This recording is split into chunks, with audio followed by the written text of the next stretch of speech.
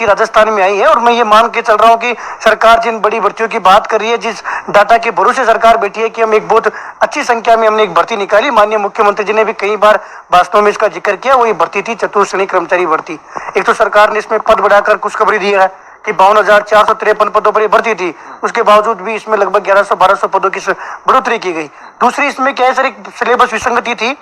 इसका जो सिलेबस था वो अधिकारियों ने आनंद फानंद में जल्दीबाजी में बना दिया, जो कि एक अमनोवैज्ञानिक था, उसमें कोई वैधता नहीं थी और वो सिलेबस जो था उसमें कतई ही विश्वसनीयता नहीं थी। उसको लेकर हम लगातार आवाज बुलंद कर रहे थे। 6 फरवरी को हमारी विधानसभा में माननीय मुख्यमंत्री जी के ओएसडी से मुलाकात हुई थी, तभी भी हमने मजबूती से बात रखी थी कि साहब ये भर्ती स्थानीय युवाओं के लिए है, आप कुछ ऐसा कदम उठाओ ताकि अगर कोई सरकारी स्कूल में कोई कर्मचारी काम करेगा तो वहां पर गाँव में बेचारे जो बड़े बुजुर्ग होंगे उनके बेटे पढ़ने आएंगे तो उनसे उनका तालमेल सही बैठ सके, या किसी अधिकारी के पास कोई नौकरी करेगा तो एक स्थानीय युवा होगा तो वो भावनाओं का सम्मान कर पाएगा। उसके बाद में जो विधानसभा में वार्ता हुई थी वो लेटर हमारा सीधा कार्मिक विभाग को जो है फॉरवर्ड कर दिया गया। उसके बाद हमने सीएमआर में जो है संबंधित अधिकारियों को 2 बार ज्ञापन दिया है, 2 बार हमारी मुलाकात हुई है, वहां से भी हमारी को ये जो जानकारी प्रदान की गई थी कि साहब हम आपका कार्मिक विभाग में भेज रहे हैं। चूंकि अधिकारी जो थे वो शुरू से इसको लेकर पॉजिटिव थे, लेकिन अधिकारियों ने हमें स्टार्टिंग में ये कह दिया था कि बिना राजनीतिक दबाव के, बिना राजनीतिक हस्तक्षेप के ये जो मांग है हम पूरी नहीं कर पाएंगे।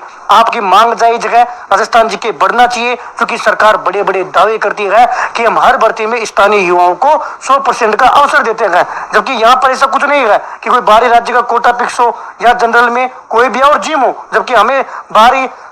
जो राज्य है उसमें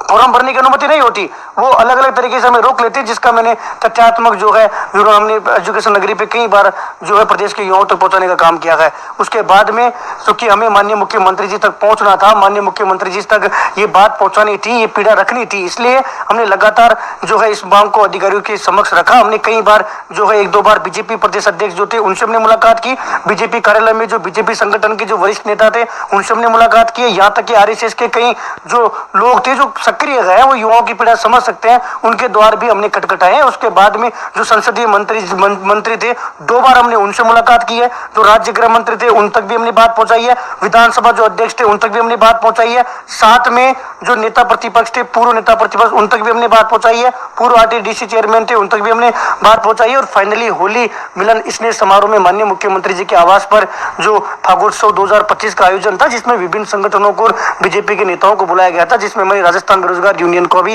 निमंत्रण था। उस दौरान माननीय मुख्यमंत्री जी से हमारी मुलाकात भी हुई और हमने उस दौरान भी ये मांग रखी है और सरकार की तरफ से हमें पूर्णतः आश्वासन भी दिया गया था। और कल भी हमारी तो ये खबर पहुंचाई गई है कि चतुर्थ श्रेणी कर्मचारी भर्ती में जो आपकी मांग है वो जायज है और प्रदेश के युवाओं का हित देखते हुए सरकार राजस्थान जीके को बढ़ाने की को लेकर जल्द ही ये निर्णय करने वाली है। और माननीय मुख्यमंत्री से मैं पुनः यही कहूंगा कि प्रदेश के युवा इंतजार कर रहे हैं, क्योंकि किस तारीख से इसके फॉर्म स्टार्ट होने वाले हैं, तो हम ये मांग कर रहे हैं कि साहब जल्दी से जल्दी इसमें राजस्थान जीके का वेटेज बढ़ाकर युवा हित में निर्णय ले।